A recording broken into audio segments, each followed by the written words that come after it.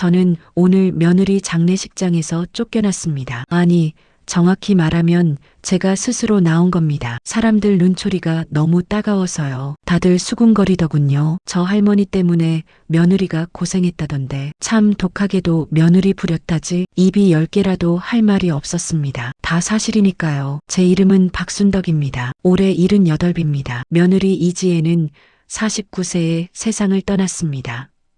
출근길에 교통사고를 당했다고 합니다. 신호 대기 중이었는데 뒤에서 트럭이 들이받았다고 하더군요. 그 소식을 들었을 때 저는 아무 감정도 느끼지 못했습니다. 그저 아 그래 했을 뿐입니다. 20년을 한 집에서 살았는데도 말이죠. 장례식장에 조문객들이 북적였습니다. 며느리 직장 동료들, 도서관 이용자들, 동네 사람들까지 모두들 울면서 말했습니다. 좋은 분이었는데 착한 사람이 먼저 가네. 저는 구석에 앉아서 그 말들을 듣고 있었습니다. 좋은 사람, 착한 사람, 20년을 함께 산 저는 한 번도 그렇게 생각해 본 적이 없는데 말입니다. 아들 민수는 멍하니 앉아만 있었습니다. 52살 먹은 사내가 영정 사진만 바라보고 있더군요. 제가 뭐라고 말을 붙이려 해도 대꾸도 안 했습니다. 손주들도 왔습니다. 서준이와 서윤이 둘 다 이미 성인이 되어서 따로 살고 있지만 어머니 장례식에 내려온 겁니다. 서준이는 26,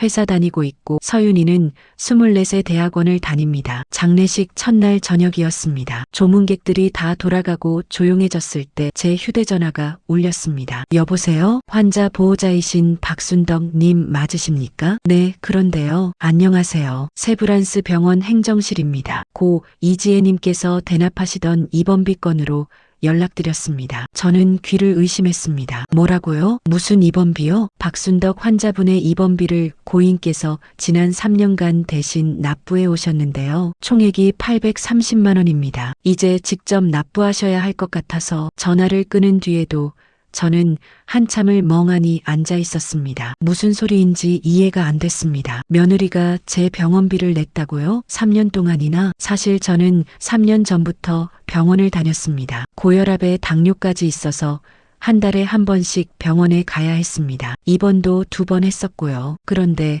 병원비가 부담스러웠습니다. 남편이 죽고 나니 연금으로는 생활비도 빠듯했습니다. 그래서 아들한테 손을 벌리기가 싫었습니다. 며느리 눈치도 보였고요. 병원에서 독촉 전화가 오면 그냥 안 받았습니다. 어차피 내가 죽으면 끝날 일이지 하고 생각했습니다. 병원비 때문에 아들한테 짐이 되고 싶지 않았습니다. 그런데 그게 며느리가 내주고 있었다니요. 제가 그렇게 구박하고 그렇게 함부로 대했던 며느리가 말입니다. 그날 밤 잠을 한숨도 못 잤습니다. 병원 전화가 머릿속에서 맴돌았습니다. 830만 원, 3년간 매달 20만 원에서 30만 원씩 며느리 월급이 얼마나 되겠습니까? 도서관 사서라고 해봤자 많이 받아야 250만 원 정도일 겁니다. 거기서 매달 20만 원씩을 제 병원비로 냈다는 겁니까? 새벽에 일어나서 거실로 나왔습니다. 며느리가 늘 앉아있던 식탁 앞에 앉았습니다. 여기서 며느리는 매일 새벽 5시 반에 일어나서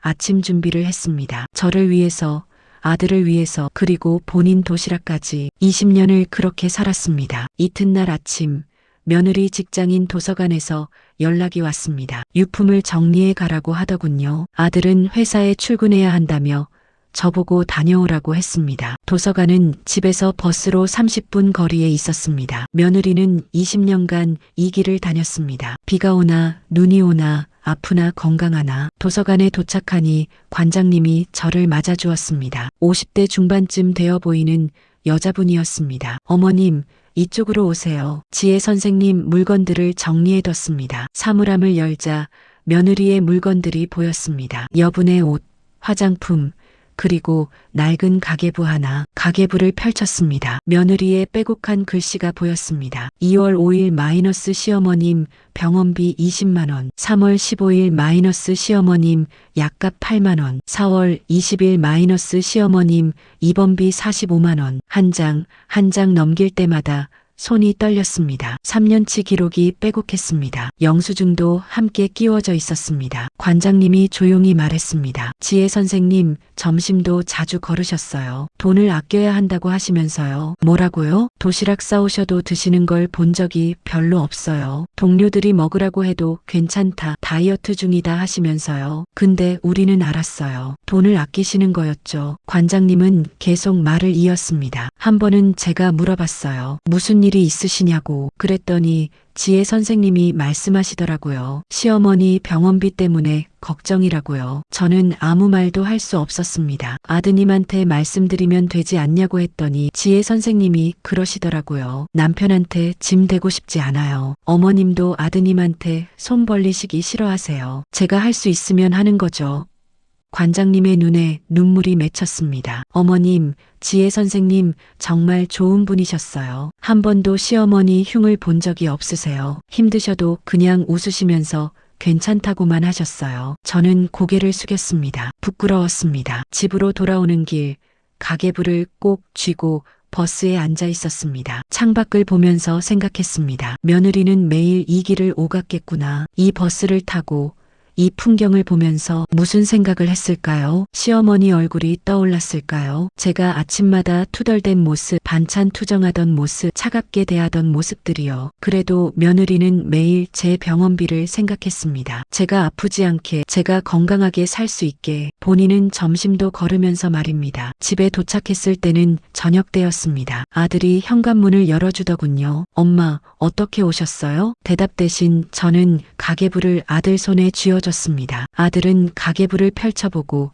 얼굴이 하얗게 질렸습니다. 이게 뭐예요? 네 마누라가 3년 동안 내 병원비를 대신 낸 거다. 아들은 한참을 말없이 가계부를 들여다봤습니다. 그러더니 조용히 말했습니다. 엄마, 왜 그랬어요? 뭐가? 왜 지혜한테 그렇게 하셨어요? 20년 동안. 아들의 목소리가 떨렸습니다. 지혜가 얼마나 힘들었을지 아세요? 새벽마다 일어나서 엄마 식사 챙기고 퇴근하고 오면 저녁 준비하고 주말에도 엄마 병원 모시고 다니고 그렇게 했는데 엄마는 한 번도 고맙다는 말 안 하셨잖아요. 저는 변명할 말이 없었습니다. 다 사실이니까요. 엄마, 지혜가 엄마 병원비를 냈다는 거 저도 몰랐어요. 지혜는 저한테도 말 안 했어요. 왜였을까요? 엄마 자존심 상할까 봐서요. 저한테 짐 되게 하기 싫어서요. 아들이 눈물을 흘렸습니다. 52살 먹은 사내가 아내 생각에 우는 겁니다. 지혜는 항상 그랬어요. 본인이 힘들어도 남한테 짐 안 지우려고 했어요. 엄마한테 미운 소리 들어도 참았어요. 저한테 한 번도 엄마 욕 안 했어요. 아들은 가계부를 꼭 쥐고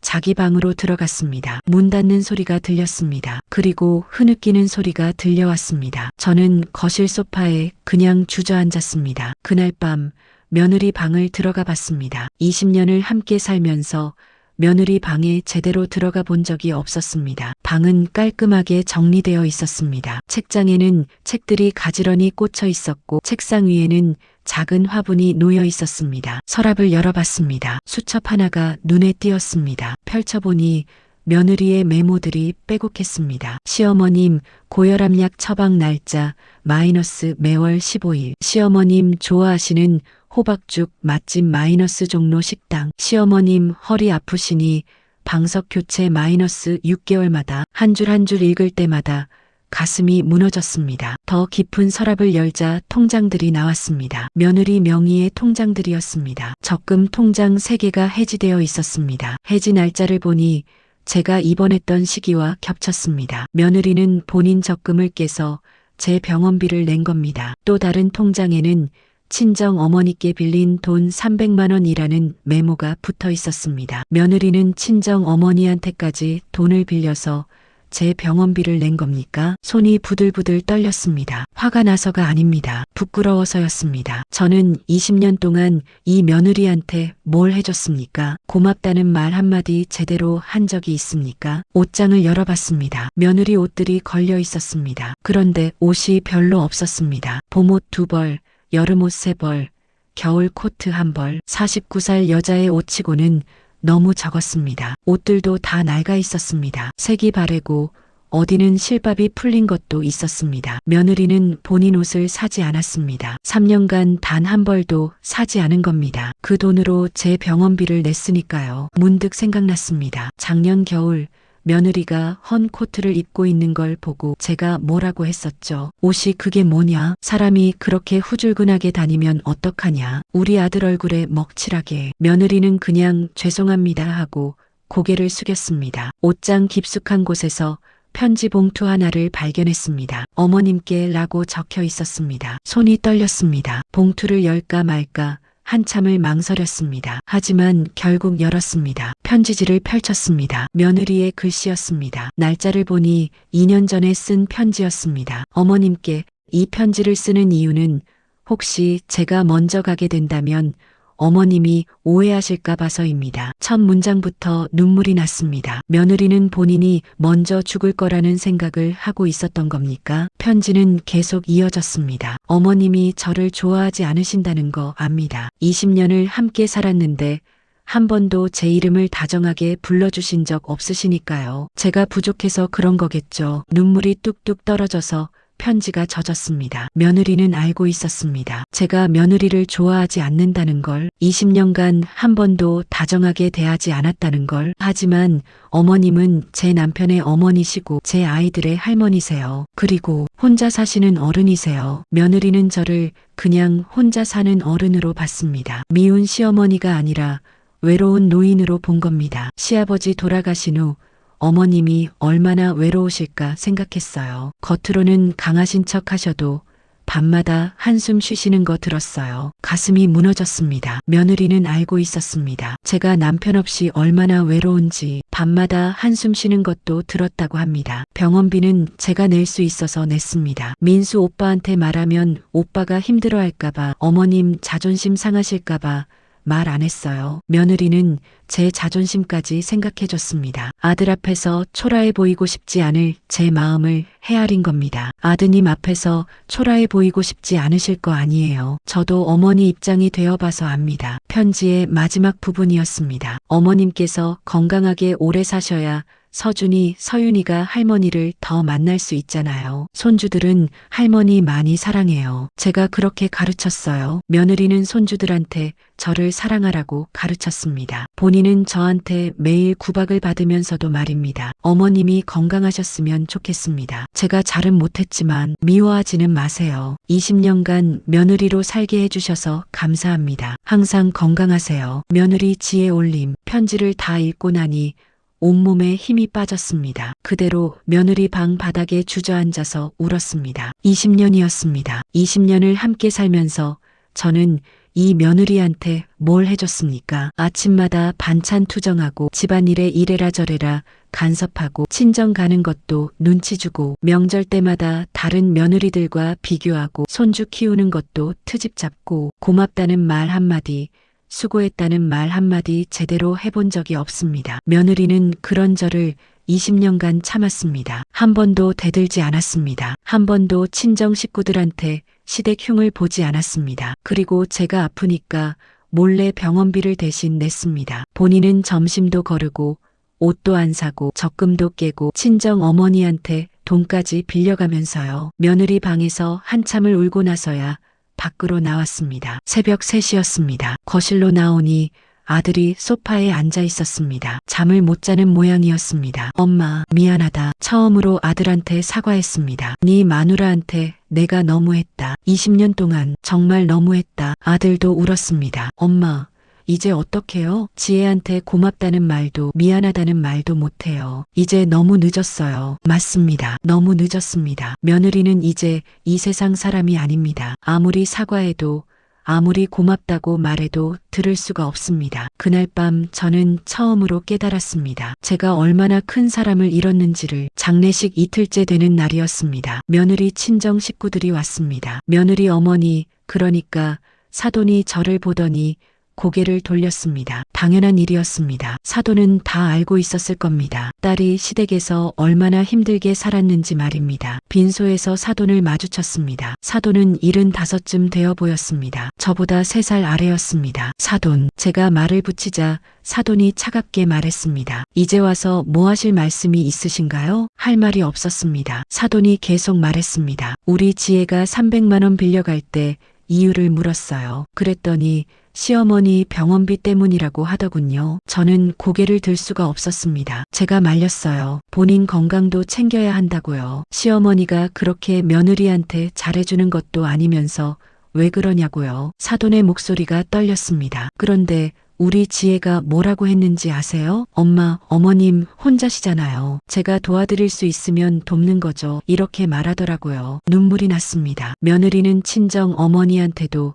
저를 나쁘게 말하지 않았습니다. 사돈이 손수건으로 눈물을 닦았습니다. 지혜가 주말마다 마트에서 아르바이트 하는 거 아셨어요? 뭐라고요? 모르셨겠죠. 지혜가 숨기고 했으니까요. 토요일 일요일마다 대형마트 가서 시식 코너 알바했어요. 한 번에 5만 원씩 받았대요. 저는 아무것도 몰랐습니다. 평일 저녁에는 온라인으로 고등학생들 독서 논술 과외도 했어요. 1시간에 2만 원씩이요. 도서관 일 끝나고 밤 11시까지 했어요. 며느리는 그렇게 돈을 벌었습니다. 제 병원비를 내려고 말입니다. 우리 지혜가 지난 20년 동안 얼마나 힘들었을까요? 사돈이 저를 똑바로 쳐다봤습니다. 한 번이라도 좋았습니까? 한 번이라도 며느리한테 잘해주셨습니까? 저는 대답할 수 없었습니다. 우리 지혜 결혼하고 나서 살이 10kg이나 빠졌어요. 스트레스 때문에 위염도 생겼고요. 밤에 잠도 못 자고 울었대요. 그래도 친정에 와서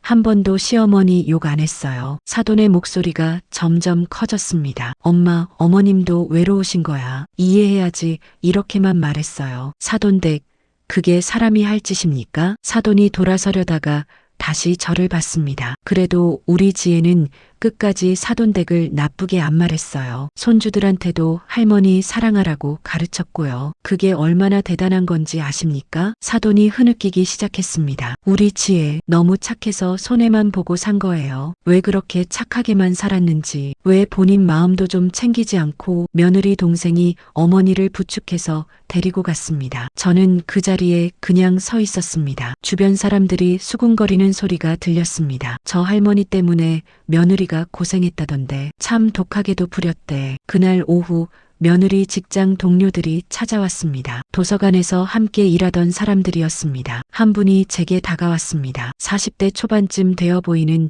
여자분이었습니다. 어머님, 저는 지혜 선생님과 10년간 함께 일했습니다. 그러셨습니까? 지혜 선생님 정말 좋은 분이셨어요. 누구한테나 친절하고 일도 성실하게 하시고요. 그분이 잠시 말을 멈췄다가 조심스럽게 말했습니다. 그런데 지혜 선생님이 많이 힘들어 하셨어요. 점심시간에 가끔 같이 밥 먹으면서 이야기 나눴거든요. 지혜 선생님이 시댁 이야기를 하실 때가 있었어요. 저는 듣고 싶지 않았지만 들어야 했습니다. 어머님이 아침마다 반찬 투정하신다고요. 뭘 해도 마음에 안 드신다고요. 그래도 지혜 선생님은 어머님 연세가 있으셔서 그래 하시면서 이해하려고 하셨어요. 그분이 눈물을 글썽였습니다. 작년 겨울에 지혜 선생님이 감기 걸리셔서 며칠 쉬신 적이 있었어요. 그런데 복귀하시고 나서 보니까 더 안 좋아 보이시더라고요. 물어봤더니 그분이 말을 잇지 못했습니다. 감기 걸려서 이틀 쉬었더니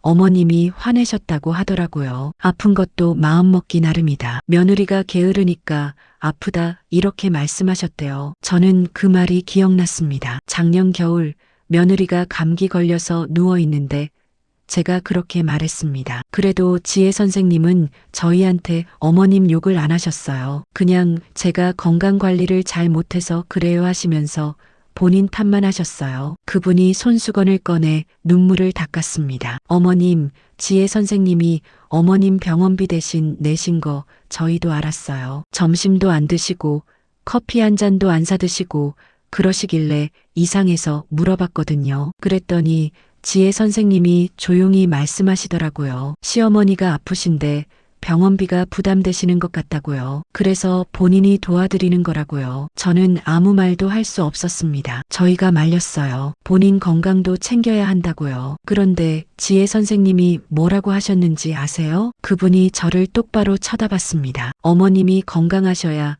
우리 아이들이 할머니를 더 오래 볼 수 있잖아요. 저는 괜찮아요. 이렇게 말씀하셨어요. 며느리는 저를 위해서가 아니라 손주들을 위해서 그랬다고 했습니다. 손주들이 할머니를 오래 보게 하려고요. 동료분이 마지막으로 말했습니다. 어머님, 지혜 선생님 본인 건강검진도 2년째 미루셨어요. 돈이 아까워서요. 그 돈으로 어머님 병원비 내셨거든요. 그 말에 정신이 번쩍 들었습니다. 뭐라고요? 건강검진을 안 받았다고요? 네, 회사에서 지원해주는 건강검진인데도 안 받으셨어요. 본인 부담금이 10만 원 정도 나오거든요. 그것도 아까워서 며느리는 본인 건강은 돌보지 않았습니다. 그 돈으로 제 병원비를 냈습니다.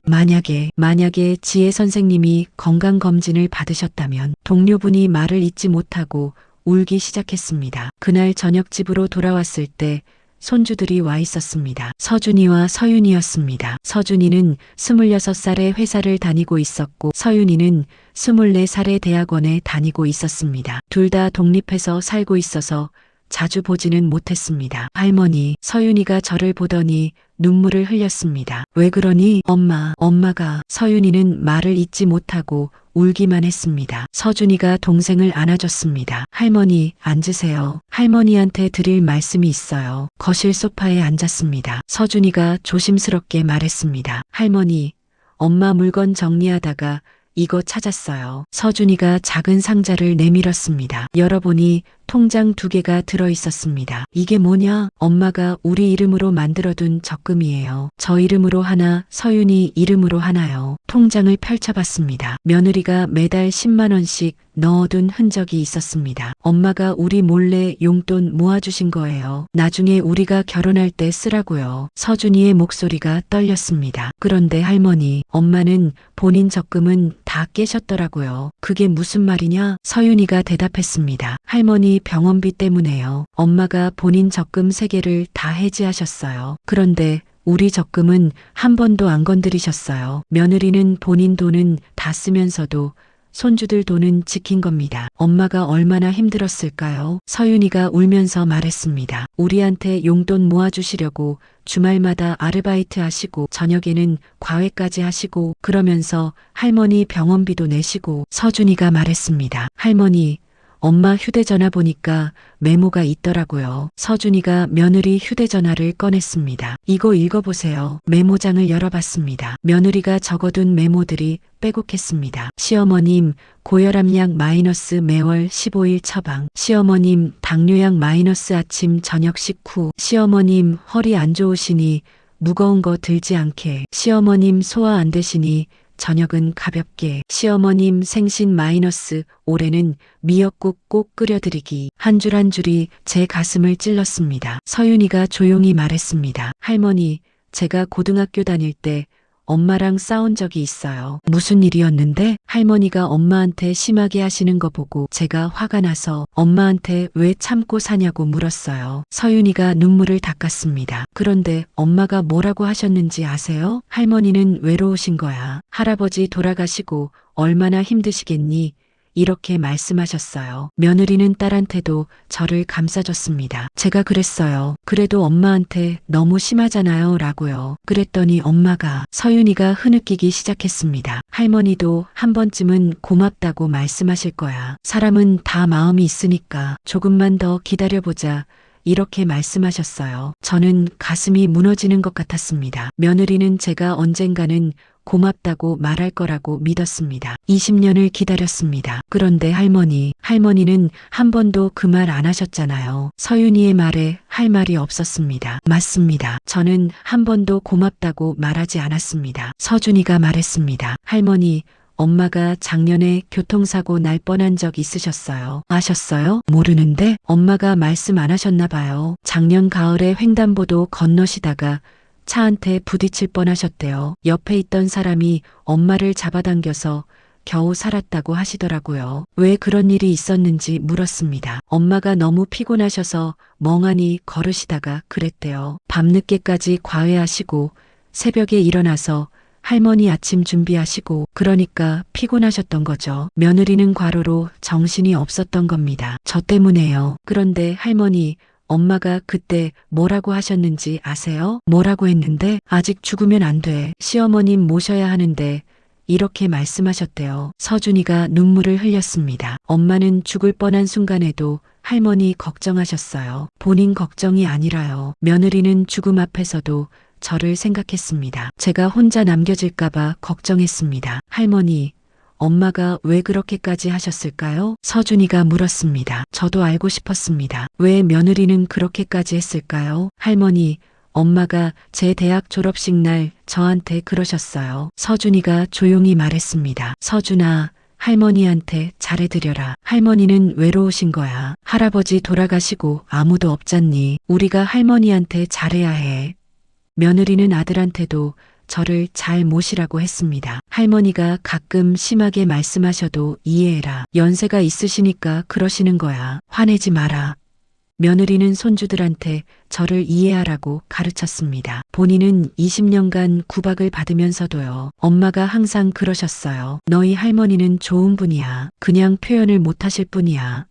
서윤이가 말했습니다. 할머니, 엄마는 끝까지 할머니 편이셨어요. 우리한테도 친구들한테도 동료들한테도 한 번도 할머니 욕 안 하셨어요. 그 말에 저는 완전히 무너졌습니다. 며느리는 20년간 저한테 구박을 받았습니다. 고맙다는 말 한마디 못 들었습니다. 본인 건강도 돌보지 못했습니다. 돈도 없어서 친정 어머니한테 빌리고 주말마다 아르바이트 했습니다. 그런데도 며느리는 한 번도 저를 나쁘게 말하지 않았습니다. 오히려 손주들한테 저를 사랑하라고 가르쳤습니다. 할머니, 서준이와 서윤이가 저를 안아줬습니다. 저는 손주들 품에서 한참을 울었습니다. 20년 만에 처음으로 제가 얼마나 큰 사람을 잃었는지 깨달았습니다. 장례식 사흘째 되는 날이었습니다. 조문객들이 뜸해지고 빈소가 조용해졌습니다. 저는 며느리 영정 사진 앞에 앉아 있었습니다. 며느리는 사진 속에서 환하게 웃고 있었습니다. 언제 찍은 사진인지 모르겠지만 행복해 보였습니다. 지혜야, 처음으로 며느리 이름을 불러봤습니다. 20년을 함께 살면서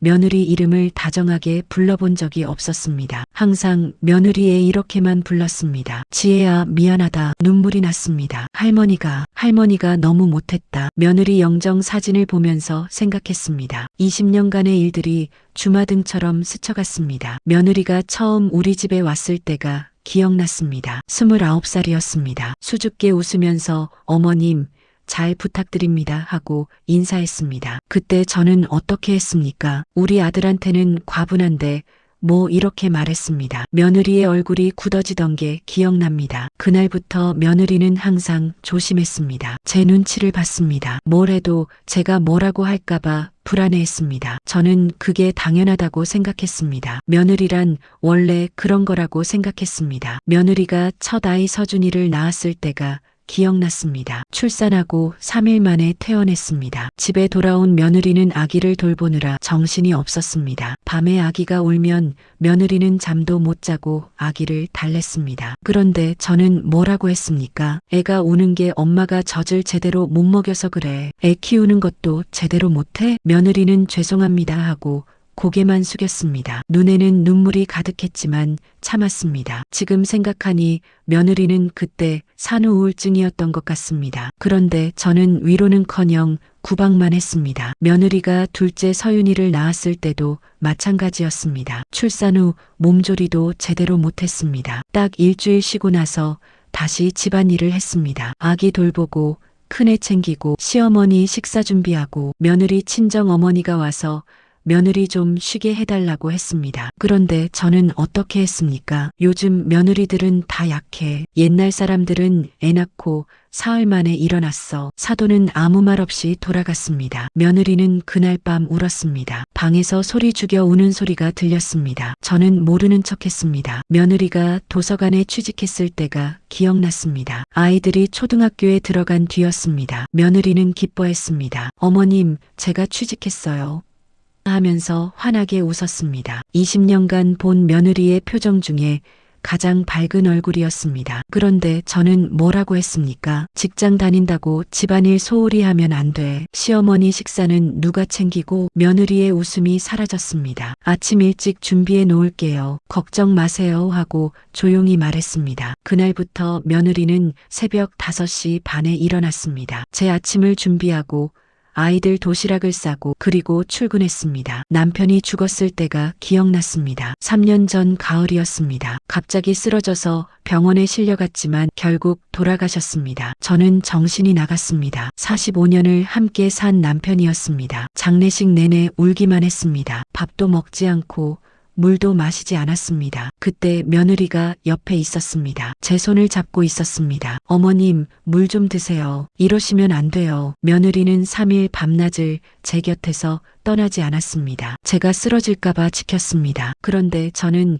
고맙다는 말 한마디 하지 않았습니다. 남편 장례 치르고 나서 저는 완전히 달라졌습니다. 더 괴팍해졌습니다. 더 까다로워졌습니다. 외로움을 며느리한테 풀었습니다. 며느리한테 화를 냈습니다. 며느리가 뭘 해도 마음에 안 들었습니다. 밥이 왜 이래? 간도 제대로 못 맞춰? 청소를 이렇게 해? 먼지가 그대로 있잖아. 애들 교육은 제대로 시키고 있어? 요즘 애들 버릇 없어 보여. 며느리는 항상 죄송합니다.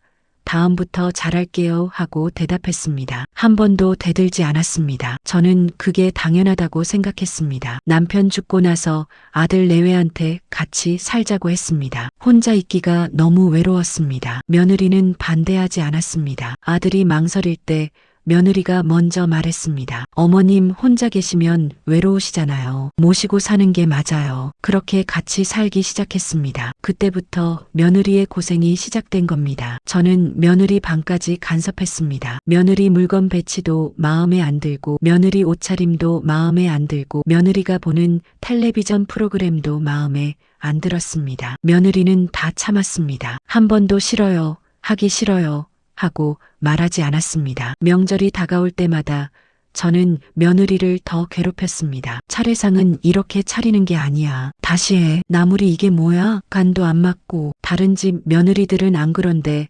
너는 왜 이 모양이야? 며느리는 밤을 새워서 다시 준비했습니다. 손이 부르트도록 일했습니다. 명절이 끝나면 며느리는 완전히 지쳐 있었습니다. 그래도 다음 날이면 또 일어나서 제 아침을 준비했습니다. 저는 한 번도 수고했다, 고맙다 하고 말하지 않았습니다. 며느리가 친정에 가는 것도 눈치를 줬습니다. 또 친정가? 시댁이 불편한가 봐. 친정에서는 뭐가 그렇게 좋아? 여기가 네 집인데. 며느리는 친정에 자주 가지 못했습니다. 한 달에 한 번 가면 많이 간 거였습니다. 그나마 갈 때도 아침 일찍 제 식사 준비해 놓고 갔습니다. 그리고 저녁 전에 돌아와서 저녁을 준비했습니다. 친정에서 얼마나 있고 싶었을까요? 친정 어머니한테 얼마나 의지하고 싶었을까요? 그런데 며느리는 그러지 못했습니다. 저 때문이었습니다. 며느리가 아플 때도 저는 차갑게 대했습니다. 아픈 것도 마음먹기 나름이야. 게으르니까 아픈 거지. 며느리는 아파도 참았습니다. 열이 나도 병원에 가지 않고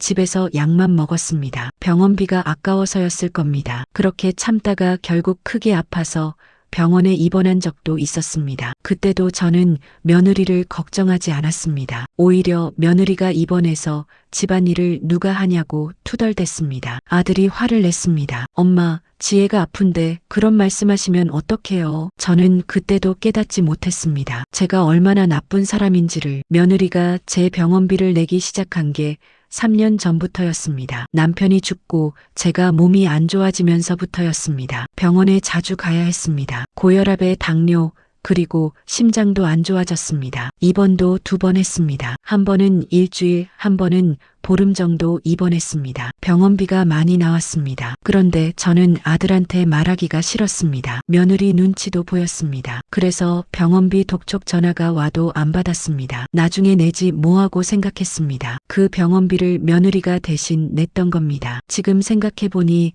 며느리한테 징조가 있었습니다. 며느리는 점점 말라갔습니다. 얼굴에 살이 빠지고 눈 밑에 다크서클이 생겼습니다. 며느리, 네 요즘 왜 그렇게 말랐어? 제가 물으니까 며느리는 그냥 웃었습니다. 다이어트 중이에요, 어머님. 거짓말이었습니다. 며느리는 제 병원비를 내느라 본인은 제대로 먹지 못했던 겁니다. 옷도 점점 낡아갔습니다. 며느리는 3년간 새 옷을 한 벌도 사지 않았습니다. 저는 그것도 눈치 없이 옷 좀 새로 사 입어라. 그게 뭐냐 하고 핀잔을 줬습니다. 며느리는 주말마다 어디론가 나갔습니다. 도서관 특강 나간다고 했습니다. 저는 의심하지 않았습니다. 그냥 그래 다녀와 했습니다. 그런데 그게 아르바이트였던 겁니다. 대형마트 시식 코너에서 일했습니다. 주말 이틀 동안 일하면 10만 원을 받았습니다. 그 돈으로 제 병원비를 냈습니다. 평일 저녁에도 며느리는 방에 들어가서 컴퓨터 앞에 앉아 있었습니다. 도서관 업무 정리한다고 했습니다. 그것도 거짓말이었습니다. 온라인으로 고등학생들 독서 논술 과외를 했던 겁니다. 밤 11시까지 했습니다. 며느리는 그렇게 돈을 벌었습니다. 제 병원비를 내려고요. 며느리 동료가 했던 말이 생각났습니다. 며느리가 건강검진을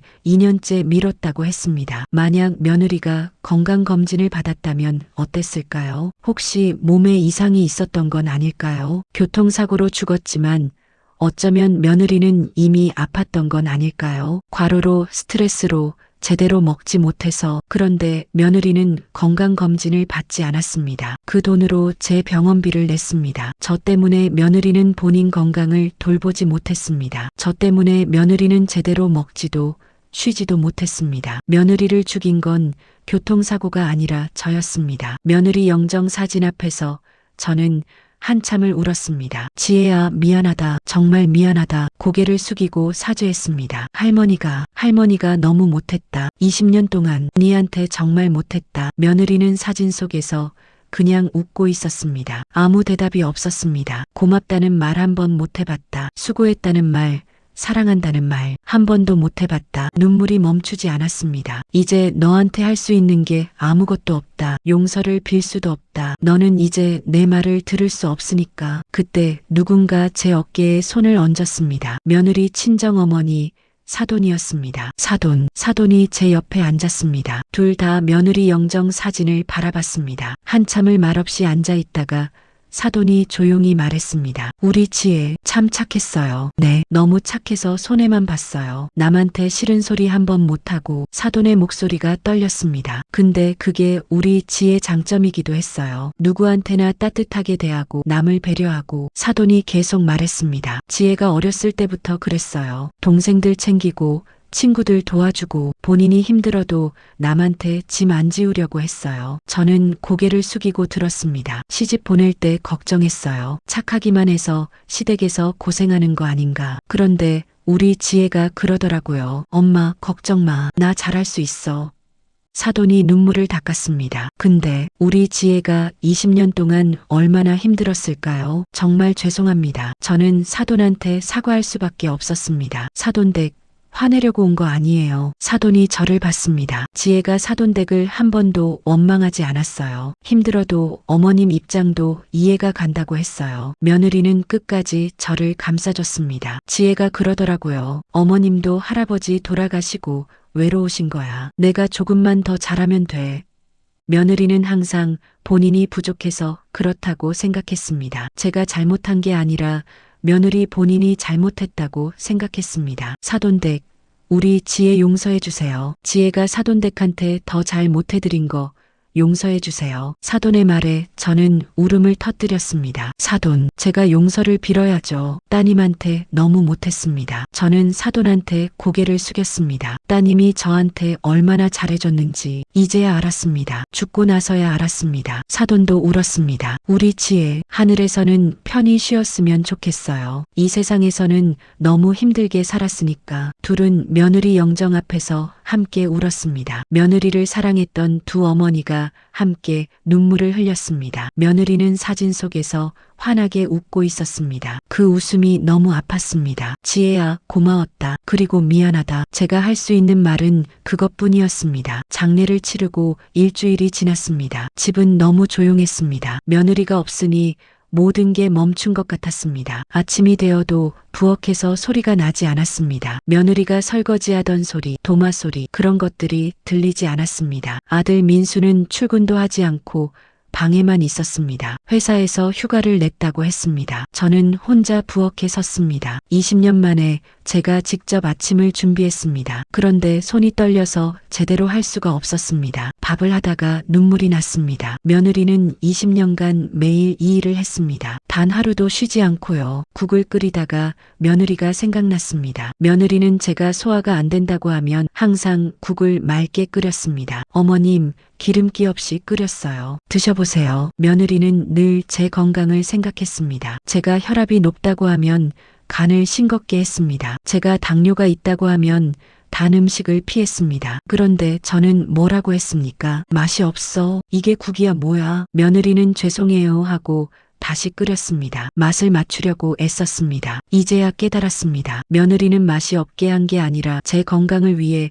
그렇게 한 거였습니다. 아침을 차려놓고 아들을 불렀습니다. 민수야, 밥 먹어라. 아들이 방에서 나왔습니다. 얼굴이 많이 상해 있었습니다. 수염도 안 깎고 머리도 산발이었습니다. 엄마가 차렸어요? 응, 먹어봐라. 아들은 숟가락을 들었다가 놓았습니다. 못 먹겠어요. 입맛이 없어요. 그래도 먹어야지. 엄마, 아들이 저를 봤습니다. 지혜가 만든 음식이 먹고 싶어요. 그 말에 저도 눈물이 났습니다. 민수야, 엄마가 미안하다. 아들은 대답하지 않았습니다. 지혜한테 엄마가 정말 못했다. 20년 동안. 아들이 조용히 말했습니다. 엄마, 저도 마찬가지예요. 지혜한테 너무 무관심했어요.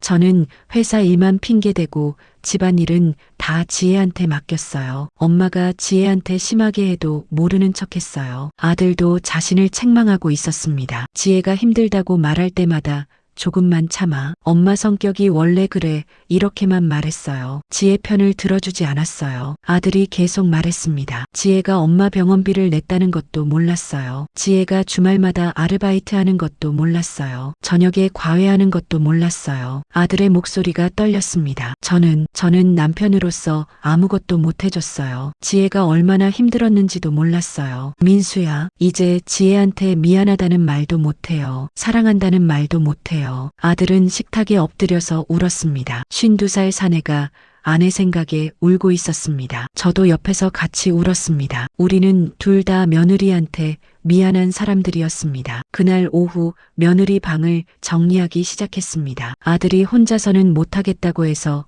제가 도와주기로 했습니다. 책장을 정리하는데 며느리가 읽던 책들이 나왔습니다. 책 사이사이에 포스트잇이 붙어 있었습니다. 시어머니와 잘 지내는 법, 노인 심리 이해하기, 가족관계 회복. 며느리는 책을 읽으면서까지 저와 잘 지내려고 노력했던 겁니다. 시어머니를 이해하려고 공부했던 겁니다. 저는 그런 며느리한테 뭘 해줬습니까? 더 심하게 대했을 뿐입니다. 서랍을 정리하다가 며느리 수첩을 또 발견했습니다. 다른 수첩이었습니다. 펼쳐보니 며느리가 적어놓은 메모들이었습니다. 오늘도 어머님이 반찬 투정하셨다. 내일은 더 맛있게 해드리자. 어머님이 화를 내셨다. 내가 뭘 잘못했을까? 더 조심하자. 어머님이 친정 가는 것 눈치 주셨다. 다음부터는 더 짧게 다녀오자. 며느리는 매번 본인이 잘못했다고 생각했습니다. 제가 잘못한 게 아니라 며느리가 부족해서 그렇다고 생각했습니다. 어머님께서 언젠가는 날 인정해 주실 거야. 조금만 더 노력하자. 며느리는 끝까지 희망을 잃지 않았습니다. 며느리 옷장을 정리하는데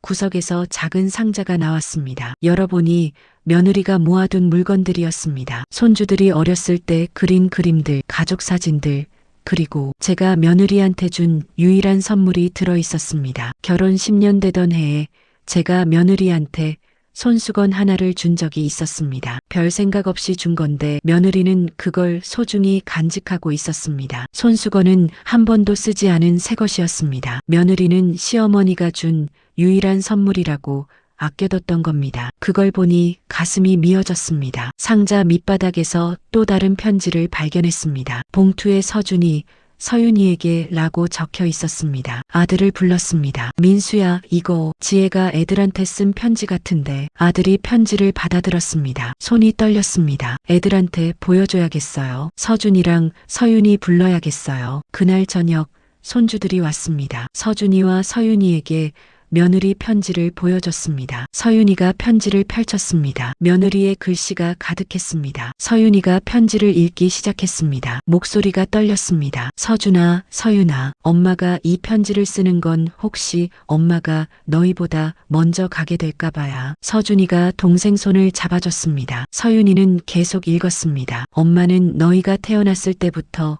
너무 행복했어. 세상에서 가장 소중한 선물이었어. 며느리는 아이들을 얼마나 사랑했을까요? 엄마가 너희한테 부탁이 하나 있어. 할머니한테 잘해드려라. 서윤이가 울먹이기 시작했습니다. 할머니는 겉으로는 강한 척 하시지만 사실은 외로우신 분이야. 할아버지 돌아가시고 얼마나 힘드셨겠니? 할머니가 가끔 심하게 말씀하셔도 화내지 마라. 어르신들은 표현이 서툴러서 그러시는 거야. 마음은 그게 아니실 거야. 며느리는 끝까지 저를 감싸줬습니다. 손주들한테까지요. 엄마는 할머니한테 잘 못해드린 것 같아. 할머니 마음을 편하게 해드리지 못한 것 같아서 늘 미안했어. 서윤이가 더 이상 읽지 못하고 울었습니다. 서준이가 편지를 이어받아 읽었습니다. 너희가 엄마 대신 할머니한테 잘해드려. 할머니는 우리 가족이잖아. 할머니를 외롭게 하지 마라. 며느리는 죽어서도 저를 걱정했습니다. 그리고 아빠한테도 잘해드려. 아빠는 표현은 안 하셔도 너희를 많이 사랑하셔. 며느리는 남편한테도 따뜻했습니다. 엄마는 너희 엄마로 살 수 있어서 행복했어. 부족한 엄마였지만 너희가 엄마를 사랑해줘서 고마웠어. 서준이도 눈물을 흘렸습니다. 아프지 말고 건강하게 잘 살아라. 엄마는 하늘에서 너희를 지켜볼게. 사랑한다. 우리 아들. 우리 딸. 엄마가. 편지가 끝났습니다. 방 안은 울음소리로 가득했습니다. 며느리는 마지막 순간까지 가족을 생각했습니다. 본인 이야기는 하나도 없었습니다. 다 우리 이야기였습니다. 그날 밤 저는 잠을 이룰 수가 없었습니다. 며느리 편지가 머릿속에서 떠나지 않았습니다. 할머니한테 잘해드려라. 며느리는 마지막까지 저를 걱정했습니다. 본인은 20년간 제게 구박을 받았는데도 말입니다. 새벽에 일어나서 거실로 나왔습니다. 며느리가 항상 앉아있던 자리에 앉았습니다. 며느리는 이 자리에서 무슨 생각을 했을까요? 힘들 때마다 여기 앉아서 눈물을 참았을까요? 지혜야, 며느리를 불러봤습니다. 대답이 없었습니다. 당연했습니다. 며느리는 이제 이 세상 사람이 아니니까요. 다음 날 아침 며느리 친정에 전화했습니다. 사돈, 저예요. 네, 제가 사돈 댁에 찾아가도 되겠습니까? 사돈은 잠시 말이 없었습니다. 무슨 일이신가요? 사과하러 가고 싶습니다. 제대로 된 사과를요. 오세요. 며느리 친정은 서울에서 1시간 거리에 있었습니다. 버스를 2번 갈아타고 갔습니다. 며느리는 20년간 이 길을 다녔습니다. 친정에 가고 싶을 때마다 이 길을 탔을 겁니다. 며느리 친정 문을 두드렸습니다. 사돈이 문을 열어줬습니다. 들어오세요. 집 안으로 들어갔습니다. 며느리 친정은 작지만 따뜻해 보였습니다. 거실에는 며느리 사진이 걸려 있었습니다. 어렸을 때 사진, 학교 다닐 때 사진, 결혼식 사진. 며느리는 사진 속에서 환하게 웃고 있었습니다. 특히 어렸을 때 사진에서는 정말 행복해 보였습니다. 저희 지혜, 어렸을 때는 정말 밝았어요. 사돈이 말했습니다. 결혼하고 나서 점점 웃음이 없어졌어요. 제 잘못이었습니다. 사돈 앞에 무릎을 꿇었습니다. 사돈, 미안합니다. 사돈댁 따님한테 정말 못했습니다. 20년 동안 사람 대접을 안 했습니다. 고개를 숙이고 사과했습니다. 따님이 저한테 얼마나 잘해줬는지 죽고 나서야 알았습니다. 사돈도 울었습니다. 병원비까지 대신 냈다는 것도 몰랐습니다. 아르바이트 했다는 것도 과외했다는 것도 아무것도 몰랐습니다. 사돈댁, 일어나세요. 제발 용서해 주십시오. 이 늙은이가 정말 잘못했습니다. 사돈이 저를 일으켜 세웠습니다. 사돈댁, 지혜는 사돈댁을 원망하지 않았어요. 어떻게 원망을 안 할 수 있습니까? 제가 그렇게 못했는데. 지혜는 그런 아이였어요. 남을 원망할 줄 몰랐어요. 사돈이 며느리 어렸을 때 사진을 가리켰습니다. 지혜는 어렸을 때부터 착했어요. 동생들 챙기고 친구들 도와주고 자기가 힘들어도 내색 안 하는 아이였어요. 며느리는 원래 그런 사람이었던 겁니다. 시집 보낼 때 많이 걱정했어요. 너무 착해서 고생할까 봐요. 그런데 사돈이 말을 잇지 못했습니다. 지혜가 마지막으로 집에 왔을 때가 기억나요. 1달 전이었어요. 사돈이 눈물을 닦았습니다. 지혜가 많이 말랐더라고요. 그래서 물었어요. 너 요즘 왜 이래? 아파?